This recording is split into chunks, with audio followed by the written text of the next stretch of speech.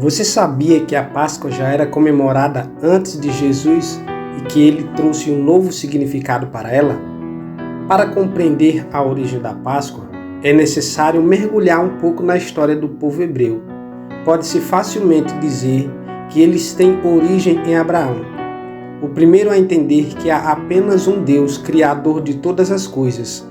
Este mesmo Deus lhe ordenou pessoalmente que abandonasse sua casa e fosse para Canaã, destinada a ser a terra de Israel. Abraão, posteriormente, gerou Isaque, que se casou com Rebeca e teve 2 filhos, Jacó e Esaú. Jacó, que depois teve o seu nome mudado por Deus para Israel, herdou a primogenitura e foi pai das famílias que compuseram as 12 tribos de Israel. Após um período de grande seca e fome em Canaã, Israel e seus filhos foram buscar refúgio no Egito.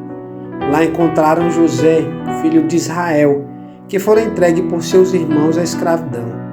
No entanto, José conquistou glória e poder em terra estrangeira, tornando-se governador após interpretar os sonhos do faraó. Graças ao poder e à influência de José, Israel e sua família prosperaram no Egito, sendo tratados com respeito. Eles habitaram a região de Gósen. Nesse período, o Egito estava sob o domínio dos Hicsos, um povo de origem semita que, assim como os hebreus, eram estrangeiros naquela terra. Entretanto, o tempo passou e, após a morte de José, os egípcios reconquistaram sua terra. Com isso, um novo faraó assumiu o poder. Sentindo-se ameaçado com o crescimento desproporcional da população dos filhos de Israel, esse faraó decidiu oprimir o povo de Deus, escravizando por mais de 200 anos. A escravidão, porém, não impediu o crescimento do povo hebreu. Sendo assim, o faraó deu-lhes uma nova ordem. Todos os filhos nascidos de uma hebreia deveriam morrer logo após o parto. Mas como nos mostra o texto da Sagrada Escritura, no livro de Êxodo, graças à coragem de uma mãe e de uma parteira que não se renderam à maldade, uma criança foi salva.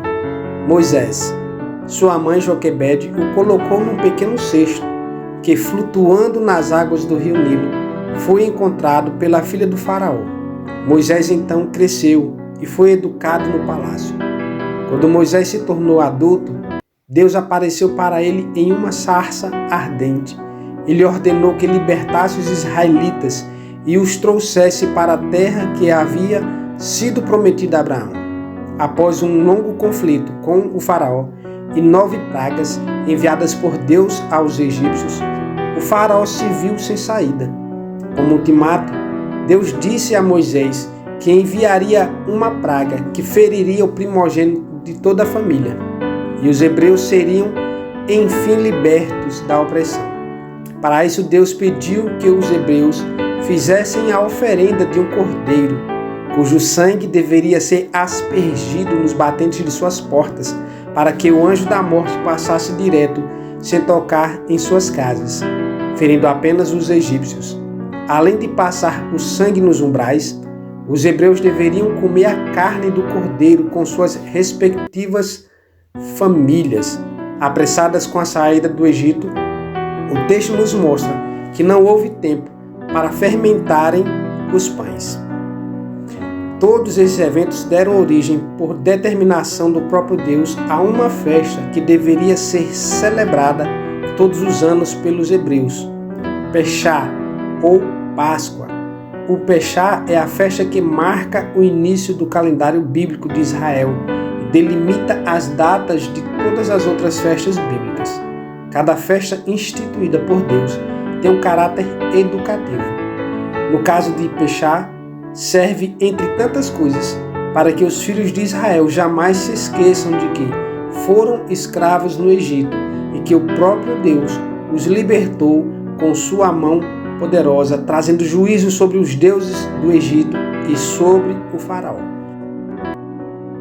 Nesse princípio, nesse conhecimento, nessa didática que o povo hebreu comemora a Páscoa, que significa passagem.